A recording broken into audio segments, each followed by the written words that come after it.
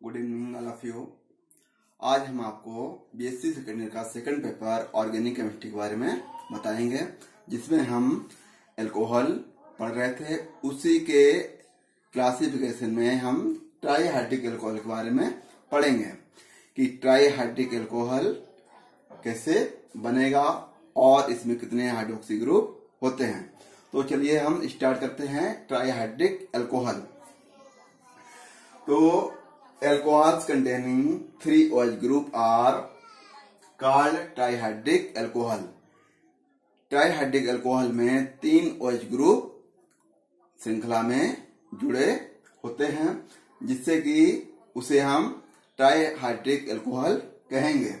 इसके बाद क्या है कि हम देखते हैं कि जो हमारा ट्राईहाइड्रिक अल्कोहल है, तो एक कंपाउंड लेंगे हम, जैसे कि हमने लिया ग्लिसरॉल और उसमें CH2OH, CHOH, CH2OH ये कंपाउंड है। और अब उसका क्या करेंगे हम कि उसका आईपीसी नाम कैसे बनाएंगे, उसका कॉमन नाम क्या है, ये हम देखेंगे। और यहाँ देखते हैं आईपीसी नेम। सबसे पहले देख लेते हैं कि आईपीसी क्या है। आप लोगों ने पहले ही पढ़ा होगा कि आईपीसी की फुल फॉर्म क्या होती है।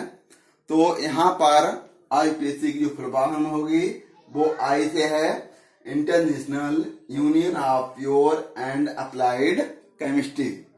तो इसके अकॉर्डिंग हम क्या करते हैं कि जो भी हमारा ट्राईहाइड्रिक अल्कोहल है उसका नाम भी हम यहाँ पर उसके देखेंगे कि ग्लिसरॉल का ट्राईहाइड्रिक या ट्राईहाइड्रिक अल्कोहल या ग्लिसरॉल, उनमें 3 हाइड्रोक्सी ग्रुप जुड़े होंगे, तो उसका आईपीसी नाम क्या होगा। तो चलिए हम देखते हैं। IPC name of trihydrate alcohol are derived by adding the suffix triol to the name of parent alkane and using numbers to indicate the position of OH group। तो यहाँ देखते हैं कि IPC name of trihydric alcohols. तो जो trihydric alcohols के IPC नाम है उसमें हम क्या जोड़ते हैं, पेरेंट्स एल्केन, जो हमारी जनक श्रृंखला होती है उसके नाम के बाद में हम वहां पर क्या जोड़ते हैं, ट्रायोल जोड़ देते हैं। और using number 2 indicate the position of OH group, और जो OH ग्रुप की जो संख्या होती है उसको हम इंडिकेट करते हैं संख्या से, नंबरों से। तो यहाँ जो हमने कंपाउंड लेंगे, एक कंपाउंड हमारा है ये CH2OH, CHOH, CH2OH। इसको हम इस तरह भी यहाँ पर लिख सकते हैं, CH2OH, CHOH, CH2OH।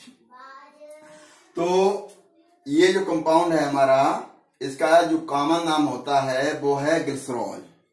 ये जो है उसका कॉमन नाम है ग्लिसरॉल। अब इसका हमने जैसे कि बताया है कि आईपीसी नाम हम इसका देखेंगे। तो आईपीसी सबसे पहले हम जनक श्रृंखला का नंबरिंग करेंगे, नंबर 1, 2, 3।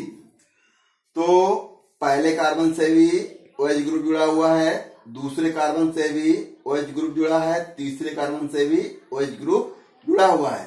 तो इसका जो आईपीसी नाम बनेगा 1, 2, 3। और ये जो संख्या है प्रोपेन, 3 कार्बन को हम प्रोपेन बोलते हैं। तो 1, 2, 3 प्रोपेन ट्राईऑल। तो ये देखिए हमने लिखा भी है यहाँ पर कि 1, 2, 3 प्रोपेन ट्राईऑल, क्योंकि मैंने यहाँ बोला है कि सफिक्स में हम क्या लिखते हैं, ट्राईऑल। और ये ट्राईऑल किस में लिखते हैं, ट्राईहाइड्रिक के केस में। आगे बढ़ते हैं कि जो हमारा ग्लिसरॉल है उसको हम किस किस तरीके से बनाएंगे, उसकी हम अलग अलग कंपाउंड से जब क्रिया कराएंगे तो क्या क्या बनेगा। तो यहां देखते हैं, glycerol is prepared in industries by the hydrolysis of fats and oil in the presence of alkali. तो यहां देखते हैं कि जो हमारा एल्कली के प्रेजेंस में फैट और ऑयल की जब हाइड्रोलिसिस करते हैं तो उद्योगों में ग्लिसरॉल का निर्माण होता है। जैसे कि हम यहां देखेंगे, जो हमारा ऑयल या फैट, तेल या वसा का जो फार्मूला होता है वो ये है CH2COOR CH3COOR CH2COOR।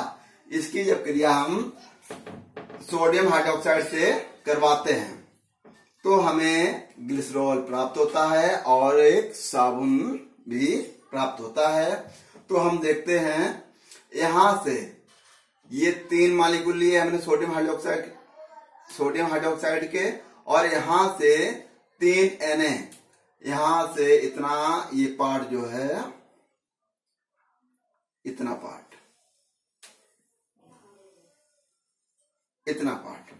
ये जो है निकल जाता है साबुन के रूप में।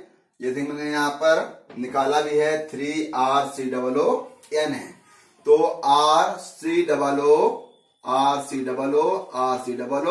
3 Na ये है, तो 3RCOONA निकल गया ये वाला। ये फार्मूला होता है साबुन का।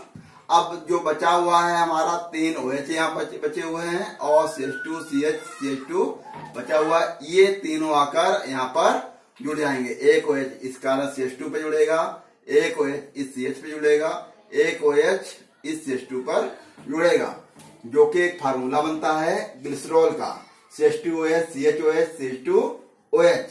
और इसका आईपीसी नाम मैंने अभी बताया भी है 1, 2, 3 propane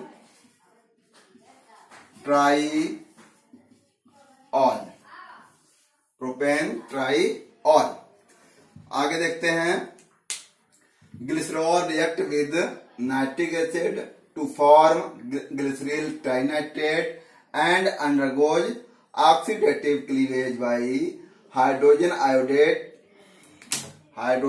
iodate to give HCHO and HCOOH।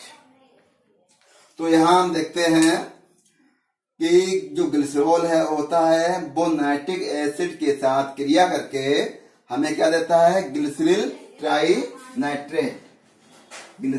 Trinitrate देता है। और इसके अंतर्गत जब ऑक्सीडेटिव क्लीवेज होता है तो ये हाइड्रोजन आयोडेट के साथ क्रिया करके हमें फॉर्मेल्डिहाइड और फॉर्मिक एसिड देता है। ये फॉर्मेल्डिहाइड है और ये फॉर्मिक एसिड भी हमें देता है। अगली रिएक्शन देखते हैं, जब HCl on reaction with glycerol form alpha and beta monochlorohydrin. जब ग्लिसरॉल HCl के साथ जब क्रिया करता है तो हमें अल्फा एंड बीटा मोनोक्लोरोहाइड्रिन प्राप्त होते हैं। जैसे कि हमने देखा यहां पर ये जो है CH2OH CHOH CH2OH, और ये जो पहला कार्बन होता है वो होता है अल्फा और दूसरा कार्बन होता है बीटा। इसी तरह अगर इधर से लेंगे तब भी पहला कार्बन बनेगा तो ये भी अल्फा होगा।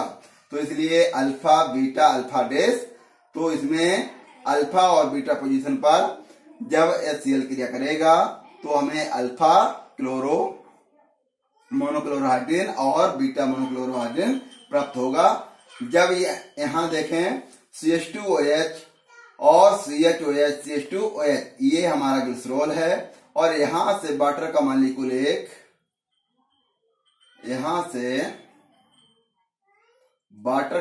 मॉलिक्यूल यहां से निकल जाएगा और जो Cl है वो यहां से आकर यहां पर जुड़ जाएगा। तो ये जो क्रिया होती है वो होती है 110 डिग्री सेंटीग्रेड पर। तो यहां से वाटर का एक मॉलिक्यूल निकल जाता है और ये जो बनता है वो है अल्फा मोनोक्लोरोहाइड्रिन। अल्फा क्यों है? क्योंकि हमें पता है कि अल्फा पोजीशन पर Cl आकर जुड़ा हुआ है और एक जुड़ा हुआ है तो एक के लिए हम मोनो लेते हैं। तो यहाँ पर अल्फा मोनोक्लोरोहाइड्रिन ये बना हुआ है। अगली स्टेज में अगर बनाएं तो ये जो क्रिया होती है, जब हम ग्लिसरॉल की क्रिया जब हम इस कार्बन पर कराते हैं बीटा पोजीशन पर, तो हमें ये यहाँ पर जो OH होता है तब भी एक वाटर का मॉलिक्यूल निकल जाएगा और जो Cl होता है ये वाला आकर बीटा पोजीशन पर जुड़ेगा, तो इसको हम बोलेंगे बीटा मोनोक्लोरोहाइड्रिन। तो इस तरह हम देखते हैं कि ग्लिसरॉल की जब क्रिया हम हाइड्रोक्लोरिक एसिड की साथ करके 110 डिग्री सेंटीग्रेड करते हैं तो हमें अल्फा मोनोक्लोरोहाइड्रिन एंड बीटा मोनोक्लोरोहाइड्रिन प्राप्त होता है। तो हमने देखा कि ट्राईहाइड्रिक अल्कोहल में 3 OH ग्रुप जुड़े होते हैं, जो कि इसका आईपीसी नाम है 1,2,3 ट्राईहाइड्रिक प्रोपेन ट्रायोल। इस तरह हमने देखा ट्राईहाइड्रिक अल्कोहल का निर्माण कैसे होता है और ये के अन्य कंपाउंड से क्रिया करके हमें क्या क्या देता है। इस तरह ये जो है हमारा, हमने शुरुआत में पढ़ाया था कि एक था हमारा पहले डाईहाइड्रिक, से पहले वाले लेक्चर में पढ़ाया, और अब जो पढ़ा रहे हैं ट्राईहाइड्रिक अल्कोहल। तो ये जो उसके क्लासिफिकेशन थे अल्कोहल के कि मोनो अल्कोहल्स, डाईहाइड्रिक अल्कोहल और ट्राईहाइड्रिक अल्कोहल, इन तीनों का हमने अध्ययन किया। Thank you.